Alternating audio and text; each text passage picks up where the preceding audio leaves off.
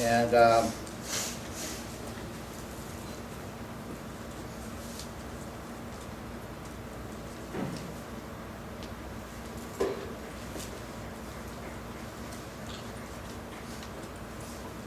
shouldn't really have to do too much down here. Got that darker up there, lighter down here. This is towards the end of the painting, so this is not really important.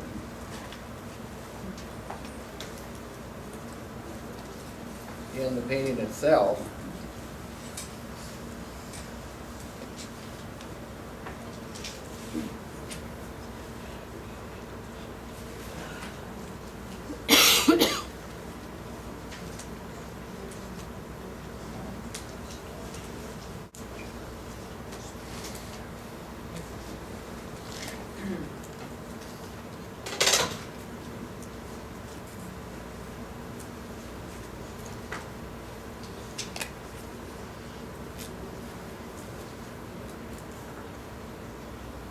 Shape on here.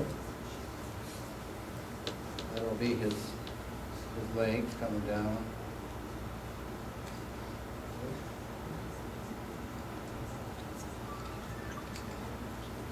Down like that. There you go. And see, he's got a hat.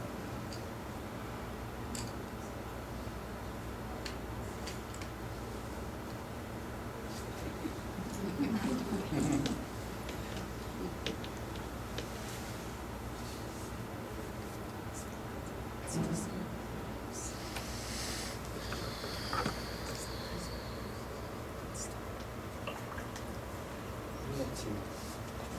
Maybe he's holding it.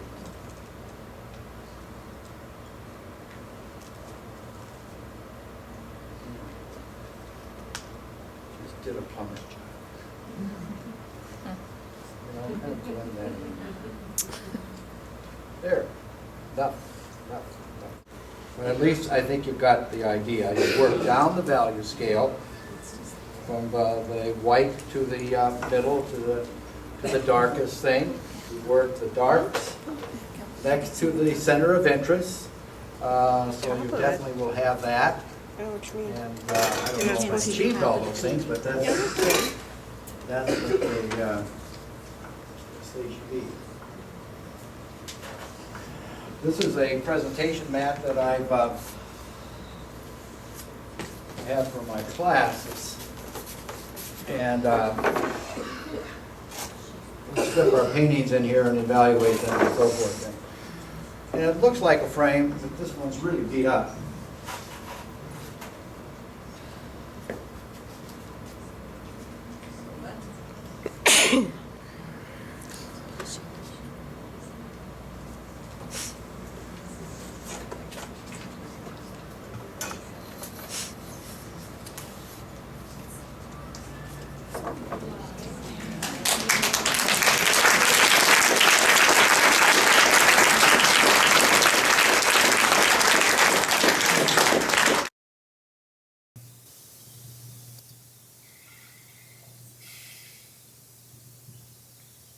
Back at the studio, I was able to analyze what was wrong with my painting because it's only been done in 45 minutes, and so I started using a Mr. Clean that you can buy it in the grocery store, and decided to lift some of the areas that I was not satisfied with.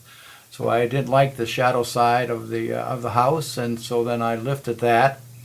And then also this misplaced shadow from this tree was going in the wrong direction, but initially it wasn't even meant to be the shadow, it just connected with what I did first of all, and so that was misleading. And so I decided that, okay, I'm going to erase that. You get back in the studio, you can analyze your paintings and decide what you don't like and what you like, and then you just take away that other that you don't like, and this is the real good way of doing it. The paper is Arches paper, cold press, 140 pound, and it takes a lot of abuse, and so it does take this very, very easily. Then I went in with cobalt blue and I reestablished my shadows on the house. And I firming up now all of that and drying it that I had erased. And don't misinterpret that. Once you erase everything, you must always dry it with the dryer. And then I didn't like the shadow after I got those changes made, so I decided to take that out because I didn't think it matched what I just put in as the color on the house. Also, between this, after I got everything done, then I went ahead downstairs and I ironed the back of it so that it wasn't so bumpy. So you have a smooth canvas. And the way I do that is that I just take it and I squeeze some water on the back of it, swash it around so it's evenly distributed, and then put a towel on top of it and then iron. Then remove the towel and keep doing it with the iron until it's all flat. Now here I've removed the entire foreground and proceeding to dry it and then starting again, reestablishing these trees that I didn't do a very good job of the last time. I think it was okay, but then I kept pedaling with it at the class, the demonstration, and it just got too muddy. So I put a foundation on as to that warm color underneath that you can see, and so now I'm just concentrating on the big shapes, like you've cut them out of paper like you did on the value demonstration, and using one shape on top of another until the general shape looks pretty good. Now you can easily start to analyze things when you're back in your own environment that you're comfortable with, and no one's watching you, and except the camera, of course, and I just ignore that. And then I just keep going and thinking of how I usually do a painting when I'm in my own studio. Now I'm going to redevelop some of the contours of the house so that they can have some kind of a contour, and I'm using the cobalt blue, and there's a little bit of reflection from my light over my right hand shoulder, so that doesn't show up as well as it should. But I'm trying to be as deliberate as possible. Now see that? It's not a light color. That is a darker blue, but it's reflected light because it's wet. You know, and you don't want to paint every little area. You just want to put these divisions in, hard edge, you know, is what my goal is in this whole thing, is to be hard edge. And that's exactly what I'm striving for and working very slowly. The blue color is a lot better than what I had in there before, and I think this might turn out to be a better successful painting than I did in the demo. Although there were a lot of nice things that happened in that demo that I kept, especially the background trees that look like they're in fog behind the building. I think is very instrumental, and now there's a nice array of color and shapes and values in the foreground trees. My figure remains the same as I had before, so I didn't change that. And now I'm looking at the direction that this shadow should go, and I'm going to put it in a strong cobalt ultramarine blue thing. It's not going to be purple. I want that to be strong, and I want it to be sharp. And the direction I want it to be is a kind of a slant, and have it go right off the page.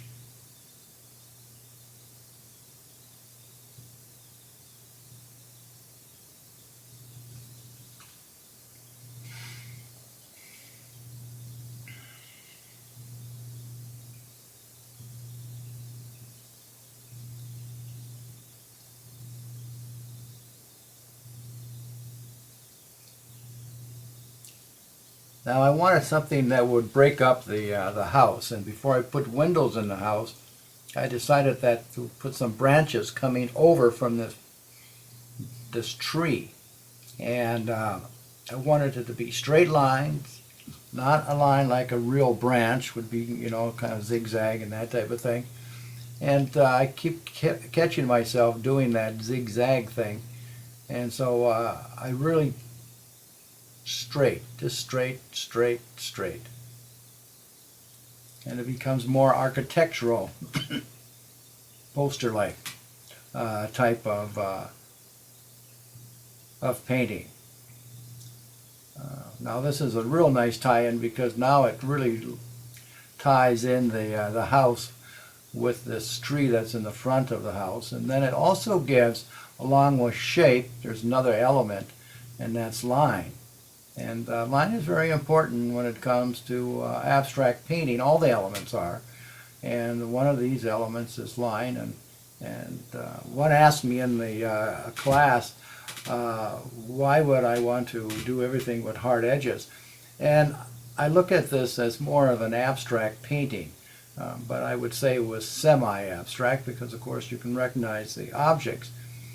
But it's the same thing as abstract. You've got to have good distributions of middle, light, and dark, and one has to be dominant over the other.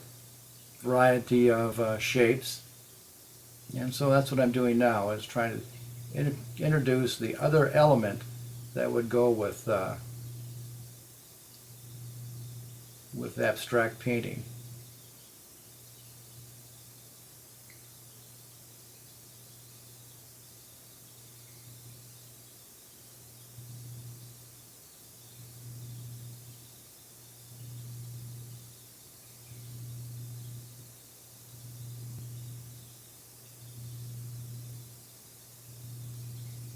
Now I hope you can see the big shapes that are in this painting, and that's really what I'm striving for. Different values of shapes, but big shapes that have some interest inside of that shape. So there's some color.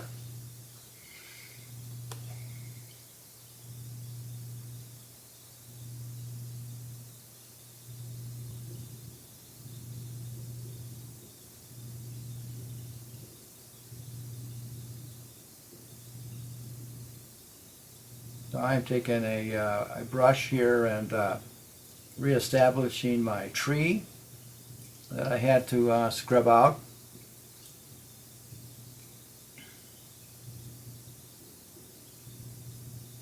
This tree is dangerously close to the middle of the painting.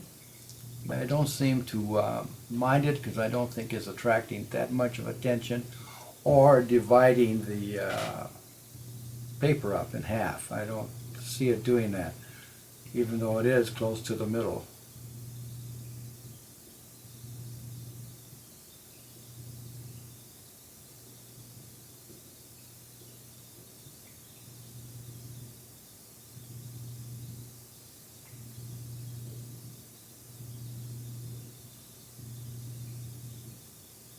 Again, by using the tree, and that's breaking up some of those white shapes that are up on the roof, that helps unify the design.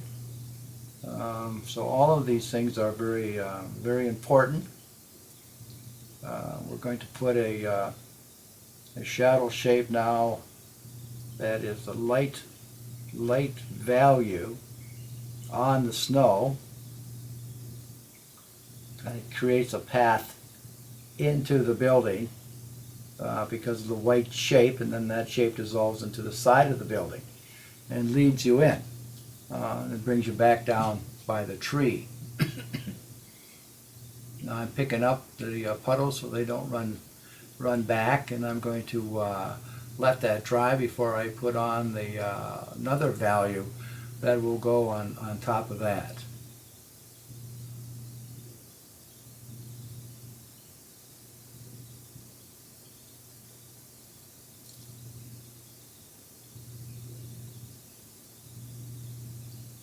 Now I put cobalt blue on top of that in front of the building, and I was thinking, well, did I have to do that? Maybe I didn't have to have it that dark.